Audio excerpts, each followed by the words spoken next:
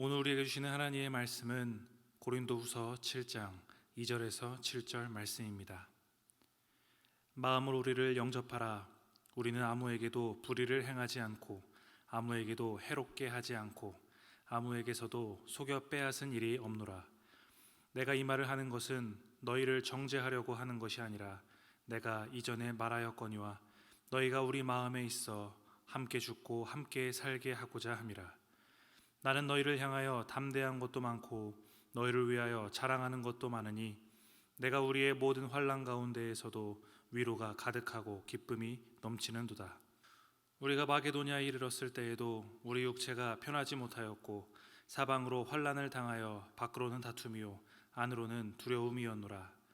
그러나 낙심한 자들을 위로하신 하나님이 디도가 om으로 우리를 위로하셨으니 그가 온 것뿐이 아니요 오직 그가 너희에게서 받은 그 위로로 위로하고 너희의 사모함과 애통함과 나를 위하여 열심 있는 것을 우리에게 보고함으로 나를 더욱 기쁘게 하였느니라. 아멘. 우리가 살펴보고 있는 고린도 후서는 고린도 교회를 향한 바울의 마음이 잘 드러나고 있는 성경입니다. 고린도 교회를 위해서 열심히 사역했었던 바울이지만 그렇게 열과 성을 다했던 그들 때문에 환난과 고통을 경험하기도 하는 바울입니다. 그렇게 아픔과 괴로움으로만 끝나지 않고 화해와 위로가 나타나게 되는데 그게 오늘 본문의 내용입니다. 고린도후서의 전반부의 핵심 주제인 화해의 메시지가 구체적으로 드러나게 되는 것이죠.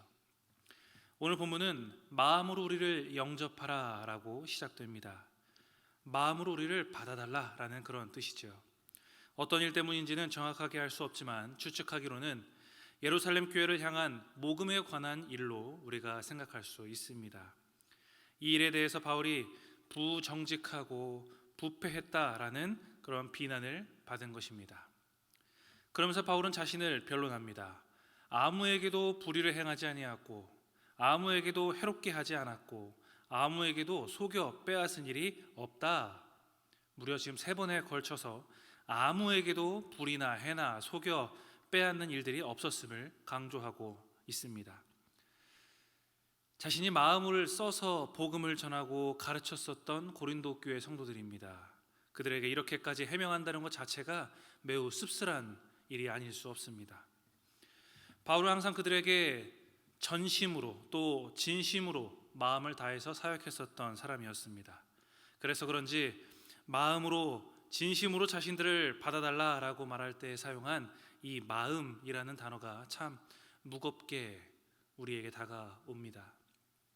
여러분, 마음을 누군가에게 주었는데 상대방이 형식적인 관계로 또 이해관계로 나를 대하면 얼마나 속이 상하겠습니까?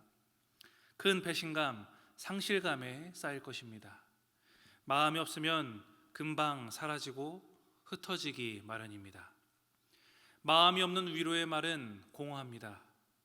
마음이 없는 구제는 하는 이의 잘남과 그의 의만을 드러낼 뿐입니다. 마음이 없는 관계는 우리를 회복시키지 못하고 오히려 메말라가게 할 뿐입니다. 진정으로 마음을 주고 나눌 수 있는 사람들이 우리 주변에 많아지기를 소망합니다. 목회자와 성도의 관계뿐만이 아니라 성도와 성도 간에 또 가족 간에 마음 없는 관계가 아닌 마음으로 서로를 영접하는 귀한 만남들이 있으시기를 축복합니다. 계속해서 3절을 보시면 내가 이 말을 하는 것은 너희를 정죄하려고 하는 것이 아니라 라는 바울의 말이 나옵니다. 성도를 생각하고 아끼는 바울의 마음이 고스란히 드러나는 부분입니다. 변론하는 말들이 혹 고린도 교회 성도들에게 상처를 주는 것은 아닐까, 비난하고 나무라는 것으로 들리는 것은 아닐까 걱정했던 것입니다. 그러면서 한 번 더 자신의 진정성을 전달합니다. 여러분이 우리 마음에 있어 우리가 여러분과 함께 죽고 함께 살고자 한다. 함께 죽고 함께 살겠다라는 이 바울의 말에 깊은 애정이 드러납니다. 함께 사는 것은 우리에게 비교적 쉬운 일입니다. 그런데 함께 죽는 것은 어려운 일입니다. 함께 긴 시간 교제하다가도 공동체에 문제가 생기면 즉시 떠나는 사람들이 있습니다. 함께 사는 것보다 함께 죽는 것이 어려운 일이기 때문입니다. 함께 죽을 각오를 하는 자들에게 함께 사는 기회가 찾아옵니다. 복음을 전하고 사랑을 줬음에도 자신을 핍박하고 난처하게 만드는 고린도 교회를 놓지 않고 함께 죽을 각오를 하고 있는 이 바울의 마음을 우리가 배울 수 있기를 바랍니다. 그렇게 다짐할 때 나와 또 우리를 위해서 함께 살고 죽기를 자처하고 다짐하는 그런 지체들 역시도 생겨날 줄 믿습니다. 이어서 4절을 보시면 담대한 것도 많다라는 말이 나옵니다. 이 말은 신뢰감이 있다라는 말입니다. 바울이 서로가 신뢰하고 순종할 것이다 라는 확신이 있었습니다. 또 자신이 하나님의 사랑과 은혜로 고린도 교회 성도들을 대했음이 나의 자랑이다 라고 말하고 있습니다. 그리고 성도들과의 그런 불화로 가슴앓이를 해왔었는데 화해했다라는 그런 소식, 또 복음으로 인하여서 성도들이 다시 하나님과 바울에게 돌이켰다라는 소식을 듣고서 기쁨을 표현하고 있습니다. 여러분, 우리는 오늘 본문을 통해서 화해와 위로를 주시는 그 하나님의 모습을 우리는 발견할 수 있습니다. 고린도후서의 메시지가 바로 그것입니다. 환난 중에서 하나님이 주시는 위로입니다. 환난 중에서 주시는 하나님의 위로. 사람에게 상처받으신 적 있으시죠? 갈등 관계 속에서 예상이 되는 아픔과 험담과 비난도 힘이 드는데 전혀 예상하지 못하는 이에게 오해와 환난을 당하면 얼마나 힘이 들겠습니까? 저 역시도 그런 경험이 있습니다. 누군가가 저에 대해서 전혀 사실이 아닌 말을 다른 무리에게 퍼뜨리면서 이야기를 하는 겁니다. 왜 그렇게 그 사람이 말을 했을까? 아무리 생각을 해봐도 그 사람에게 제가 잘못한 것이 없는 거예요. 왜냐하면 만남 자체가 그렇게 많지 않은 사람이었기 때문입니다. 그리고 구체적으로 어떤 이야기를 하더냐, 그런 말이 신빙성이 있으려면 근거가 있어야 되는데 그건 뭐라고 하더냐 라고 조금만 깊이 물어보니 별 근거도 없는 단순한 헌담과 깎아내림이었습니다.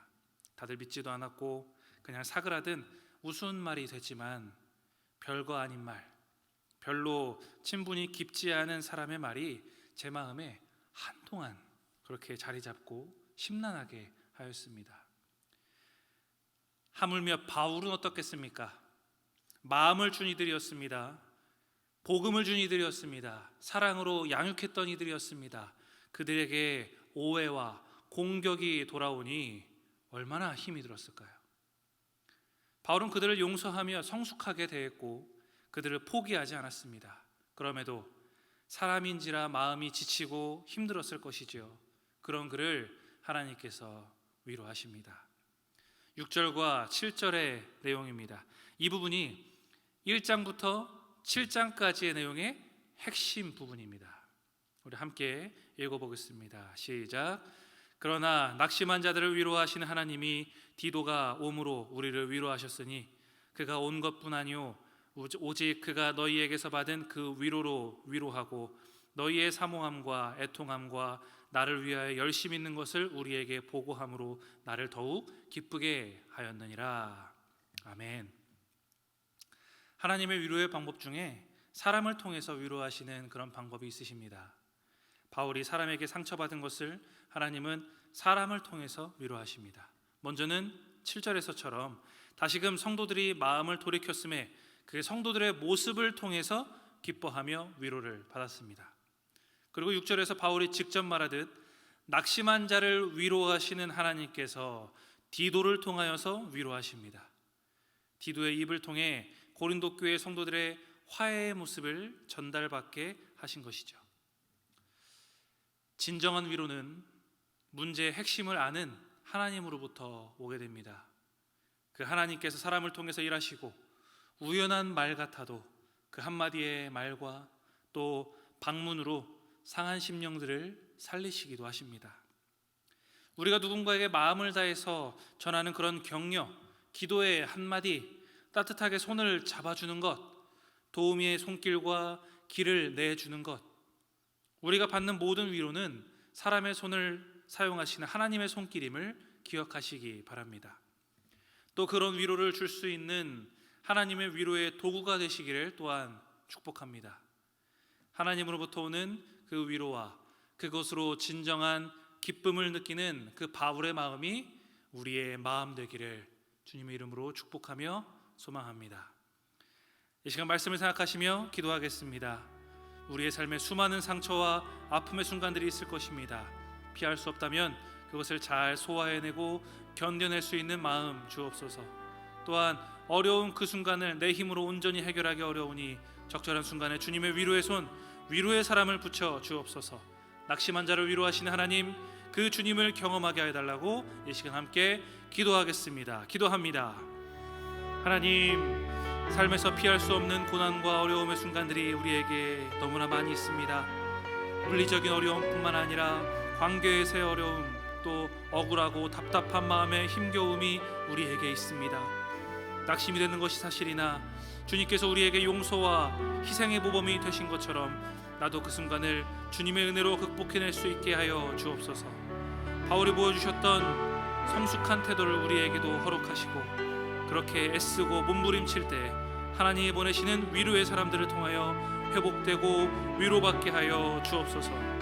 또 내가 그런 위로의 도구 되기를 소망하오니 주님, 우리의 삶을 사용하여 주옵소서.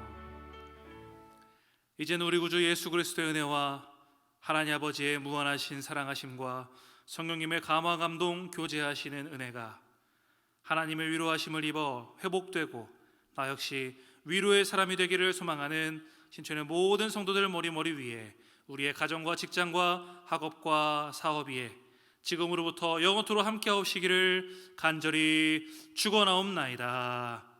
아멘.